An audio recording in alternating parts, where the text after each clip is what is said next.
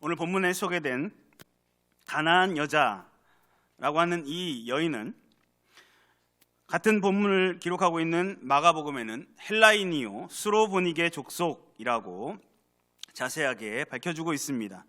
이 수로보니게라고 하는 지역은 수리아에 속한 베니게라고 하는 곳입니다. 이 민족은 이스라엘이 가나안 땅을 정복할 때 북쪽으로 쫓겨갔던 가나안 민족의 자손이었습니다. 그처럼 당시 유대인들로부터 멸시당하던 그 한 이방 여인이 생전 처음으로 예수님을 만나게 되는 그 짧은 순간에 그 자리에서 여자야 내 믿음이 크도다 라고 하는 엄청난 칭찬의 말씀을 들었습니다. 우리도 예수님 앞에서 이런 칭찬을 받을 수 있다면 얼마나 행복하겠습니까? 예수님께서 우리를 향하여 너의 믿음은 정말 보통이 아니구나 라고 칭찬해 주신다면 얼마나 기쁘겠습니까? 이 시간에 여인의 믿음이라고 하는 제목으로 함께 하나님의 말씀을 살펴볼 때에 우리의 믿음이 가나안 여인의 믿음처럼 더욱 견고해지는 시간이 되시기를 주님의 이름으로 축복합니다. 첫째로 여인의 믿음은 겸손한 믿음이었습니다. 본문 21절부터 24절까지의 말씀 제가 한 번 더 읽어드리도록 하겠습니다.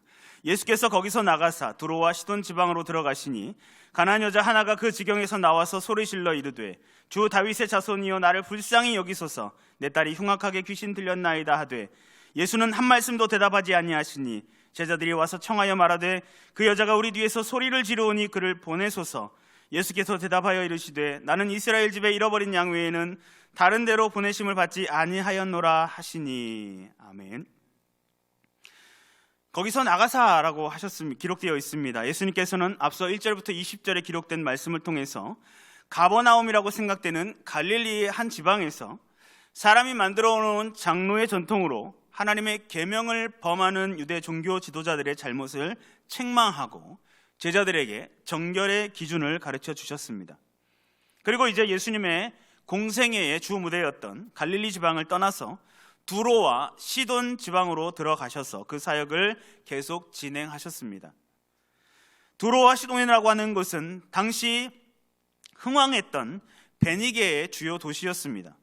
본문에는 두로와 시돈 지방이라고 간략하게 기록하고 있지만 병행 구절인 마가복음 7장에 보면 예수님께서 먼저 두로 지방에서 수로보니게 여인, 즉 오늘 본문의 가나안 여인의 딸을 고치셨으며 다시 그곳에서 나와서 시돈과 데가볼리를 거쳐서 갈릴리로 다시 돌아오셨다라고 기록하고 있습니다. 가나안 여자 하나가 라고 하는 이 말의 앞에 원문에 보면 이 구절의 앞에 보라라고 하는 감탄의 의미를 가진 단어가 하나 들어가 있습니다. 즉 가나안 여자의 등장에 놀람을 표시하고 있는 것입니다. 왜냐하면 앞선 1절에서 20절에서 내용에 보면 택함을 받은 유대 지도자들이라고 하는 바리새인들과 서기관들은 메시아로 오신 예수님을 배척하였는데 이어지는 본문에서는 유대인들에 의하여 천대를 받는 이방 여자가 예수님의 메시아 되심을 고백하고 예수님께 도움을 요청하는 이러한 반전의 내용이 기록되어 있기 때문입니다. 이 가나안 여자는 자기 딸이 귀신 들린 일로 인하여서 예수님께 나와왔고 예수님의 도우심을 요청하였습니다. 그리고 그 소원을 이루었을 뿐만 아니라 예수님께로부터 크게 칭찬을 받았습니다. 이 여인의 믿음은 어떤 특별한 것이 아니었습니다. 그저 처음부터 자신을 바닥까지 낮추는 겸손한 모습이었습니다.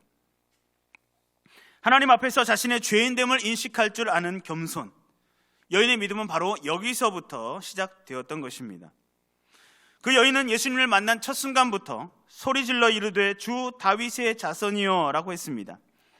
여기서 이 여자가 사용한 주라고 하는 칭호는 종이 상전을 부를 때 혹은 백성이 왕을 부를 때 또는 유대인들의 경우에는 사람이 하나님을 부를 때 사용되던 것으로 상대방을 지극히 높이는 말이었습니다.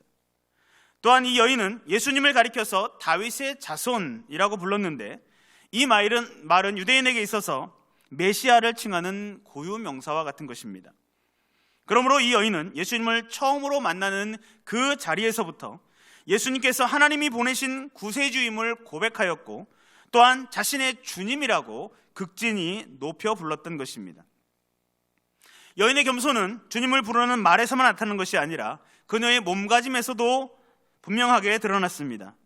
25절에 보니까 여자가 와서 예수께 절하며 라고 기록하고 있습니다.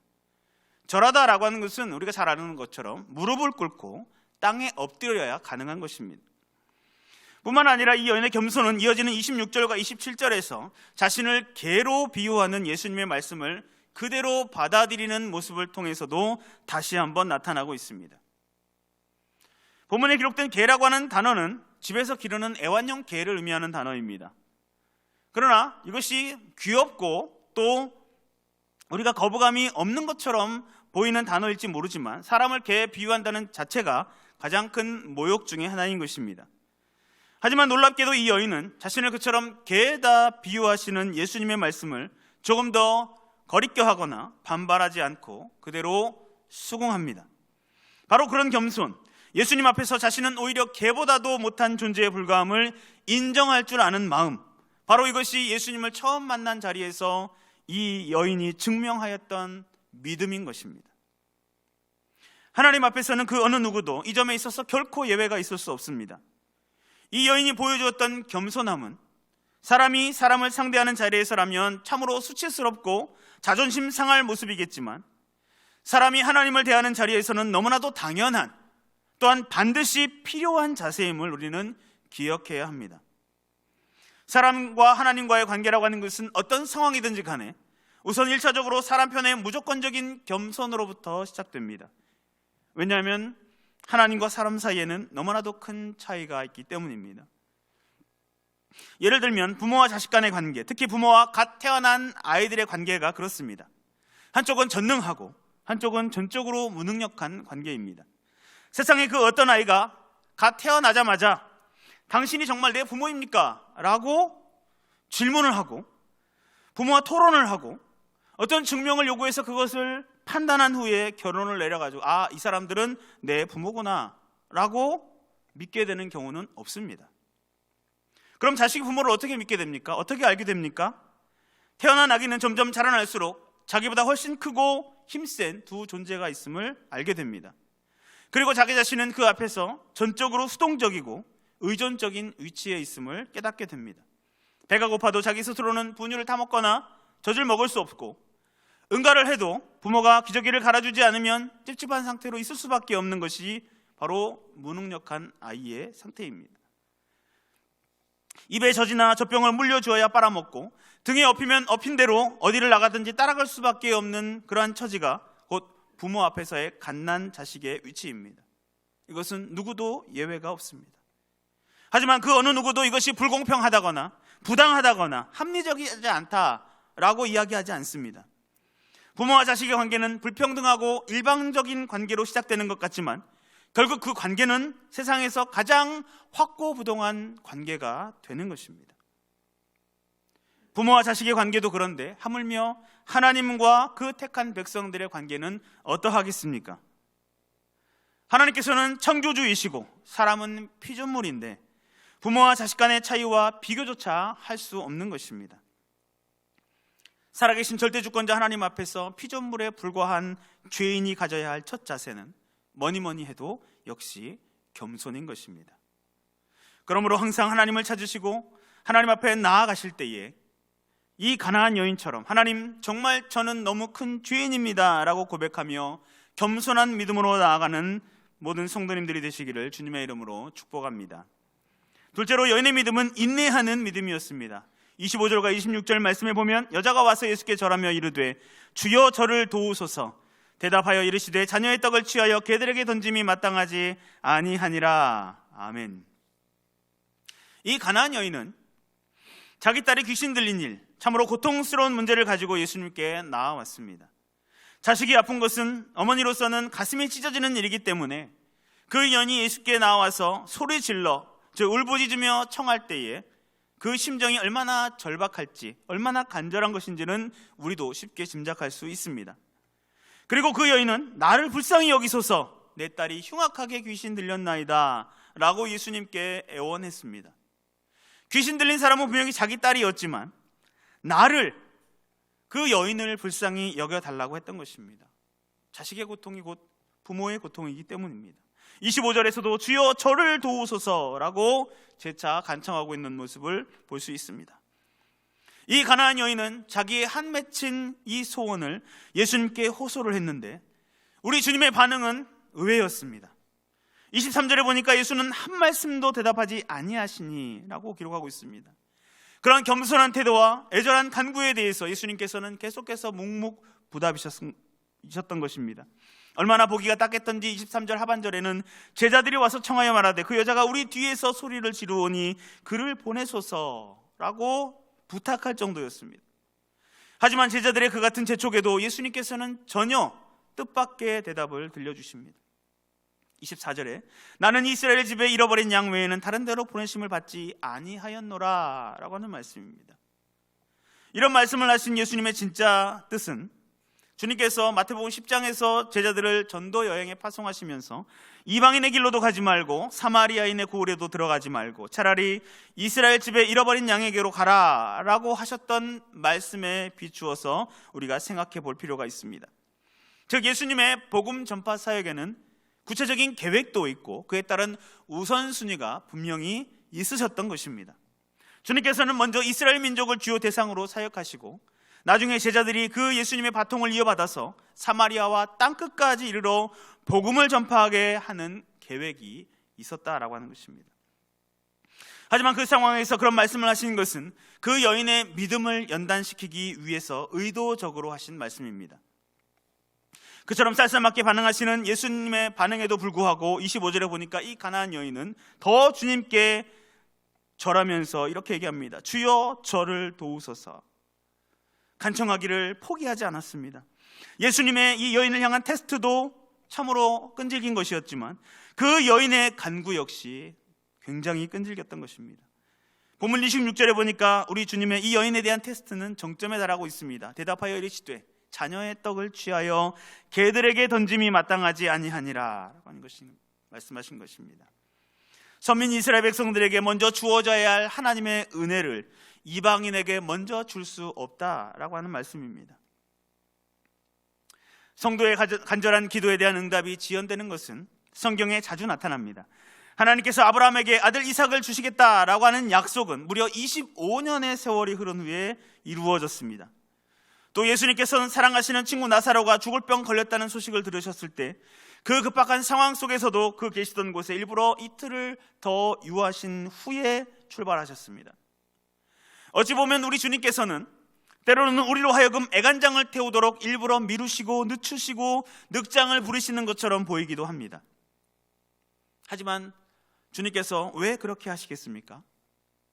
조금만 더 생각해 보면 그것은 바로 우리의 믿음을 연단시키시고 더 큰 믿음으로 성장시키시기 위함인 것입니다.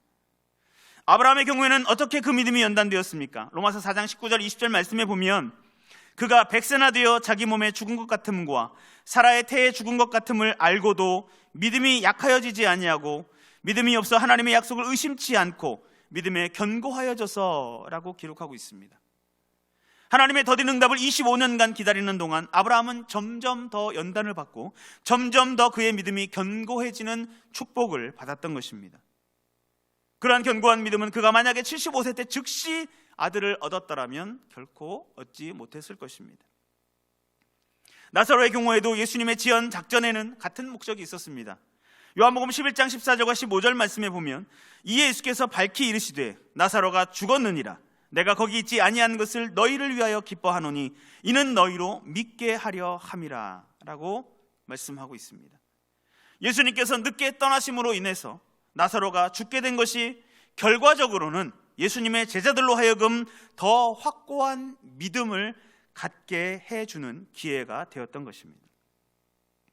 나사로의 두 자매였던 마리아와 마르다 역시 바로 그 예수님의 지연 때문에 결국 가서는 나는 부활이요 생명이니 나를 믿는 자는 죽어도 살겠고 무릇 살아서 나를 믿는 자는 영원히 죽지 아니하리라 라고 하는 부활의 믿음을 얻게 되었습니다. 이 가나안 여인의 경우도 마찬가지입니다. 우리 소원에 대한 주님의 응답이 아무리 늦어 보이고 아무리 주님의 반응이 없는 것 같아도 예수님께서 우리의 하나님이시고 나의 주인이 되시는 한 그 선하신 주인께서 내게 좋은 것으로 베풀어 주신다는 사실을 끝까지 믿고 계속 기도하는 것, 바로 그런 인내가 우리에게 필요한 것입니다.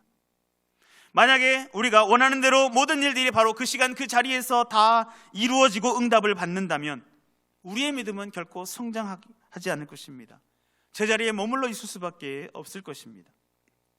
성도 여러분, 분명히 우리가 주님을 믿고 의지하고 있는데도 우리 주님께서 우리에게 응답하시는 것이 너무나 더딘 것 같습니까?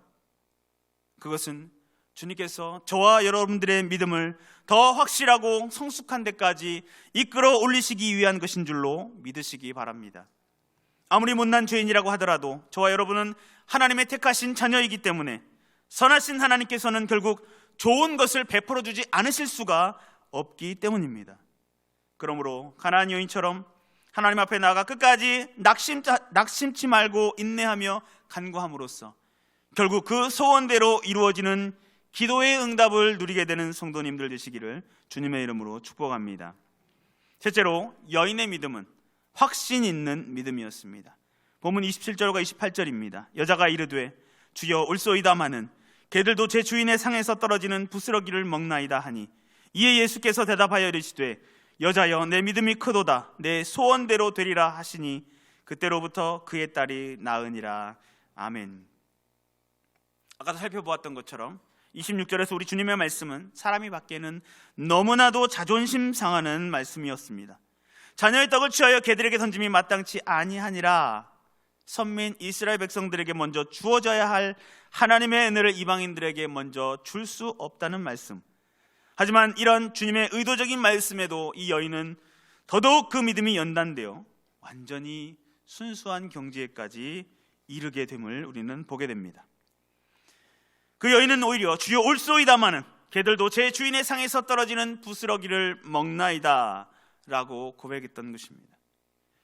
연단을 받고 받다가 테스트를 받고 또 받다가 이제는 그만 폭발해도 이상하지 않을 상황에 와서 오히려 이 여인은 정금 같은 믿음을 고백하고 있는 것입니다. 그것은 바로 예수님에 대한 절대적인 신뢰였습니다. 예수님, 그 말씀이 맞습니다. 저는 정말 개같이 천한 인생입니다. 하지만 선하신 주인은 자기가 기르는 개라고 할지라도 굶기지는 않지 않습니까? 비록 개가 주인의 자녀 같은 취급을 받을 수는 없지만 개도 주인에게서 부스러기는 받아 먹을 수 있을 것입니다 라고 고백한 것입니다. 이 여인은 예수님이 자기를 굶어 죽게 내버려둘 냉정한 주인이 결코 아니라고 하는 사실을 분명히 믿었습니다. 바로 그러한 믿음, 예수님께서 자신에게 결국 선을 베풀어 주실 수밖에 없다는 사실을 끝까지 확신하는 그 믿음이 바로 연단의 과정을 통하여서 가나안 여인의 심령 속에 아름답게 열매를 맺게 되었던 것입니다. 그리고 바로 그런 확신하는 믿음이 여자야 내 믿음이 크도다 내 소원대로 되리라 라고 하는, 그래서 그 시로부터 그의 딸이 낳게 되는 너무나도 멋진 결과를 가져오게 만들었던 것입니다. 이 가나안 여자의 믿음은 예수님을 향한 확실한 믿음이었습니다. 다윗의 자손 메시아로 오신 예수님이 참 하나님이심을 믿었고 그 믿음을 바탕으로 자기 딸에 대한 병 고침도 역시 확실히 믿었습니다. 그러므로 우리는 확실히 믿고 조금도 의심하지 말아야 합니다. 하나님의 말씀과 약속에 대한 확신을 늘 가져야 합니다. 예수님의 수제자였던 베드로는 믿음으로 물 위를 걷는 기적을 체험했으나 의심함으로 인해서 중간에 실패하였습니다. 야고보서 1장 6절과 7절 말씀에 보면 오직 믿음으로 구하고 조금도 의심하지 말라. 의심하는 자는 마치 바람에 밀려 요동하는 바다 물결 같으니 이런 사람은 무엇이든지 주께 얻기를 생각하지 말라라고 기록하고 있습니다. 그러므로 그 믿음, 그 확신을 바탕으로 하나님께 소망을 두어야 합니다. 그러면 하나님께서 우리의 믿음을 보시고 반드시 하나님의 때에 응답해 주실 것입니다. 가나안 여인과 같이 하나님을 향한 확실한 믿음을 통해서 기도의 응답과 또 주님의 칭찬을 받게 되는 성도들이 되시기를 주님의 이름으로 축복합니다. 성도 여러분, 예수님께서 우리를 칭찬하신다면 과연 어떤 모습을 보고 무엇 때문에 우리를 칭찬하시겠습니까? 돈 많이 벌었다고, 공부 열심히 했다고, 얼굴 잘생겼다고 칭찬받는 것이 절대 아닙니다. 주님께서 우리를 칭찬해 주신다면 그 첫 번째 이유는 바로 우리의 믿음을 보시고 칭찬해 주실 것입니다. 히브리서 11장 6절 말씀에 믿음이 없이는 하나님을 기쁘시게 하지 못하나니 하나님께 나아가는 자는 반드시 그가 계신 것과 또한 그가 자기를 찾는 자들에게 상 주시는 이심을 믿어야 할지니라 라고 하는 말씀처럼 말입니다. 예수님께로부터 칭찬받으시는 방법이라고 하는 것은 어렵지 않습니다. 너무나 쉬운 것입니다. 하나님이 계신 것과 하나님이 자기를 찾는 자들에게 상 주시는 분이신 것을 믿는 믿음만 있으면 되는 것입니다. 공부를 많이 한 사람을 가리켜 주님께서 내 믿음이 크도다 라고 하시는 것이 결코 아니며, 목사나 장로나 권사의 직분을 가졌다는 이유만으로 주님께로부터 자동적으로 칭찬을 받는 것도 아닙니다. 신앙생활을 오래 했거나 좋은 신앙의 가정 출신이라고 하는 것도 우리 예수님께서 내 믿음이 크도다라고 인정해 주시는 근거가 될 수 없습니다. 오히려 이런 것들이 하나도 없다고 하더라도 예수님 앞에서 겸손히 머리를 숙일 수 있는 성도, 끝까지 인내하며 예수님을 의지할 줄 아는 성도, 하나님의 응답을 의심 없이 확신하는 성도, 오늘도 주님께서는 바로 이러한 성도들을 가리켜서 내 믿음이 크도다라고 크게 칭찬해 주신다고 하는 사실을 깨닫고, 그런 겸손과 인내와 확신을 가지고 신앙생활 함으로써 기도의 응답뿐만 아니라 하나님의 칭찬까지 받게 되는 모든 성도들이 되시기를 주님의 이름으로 축복합니다.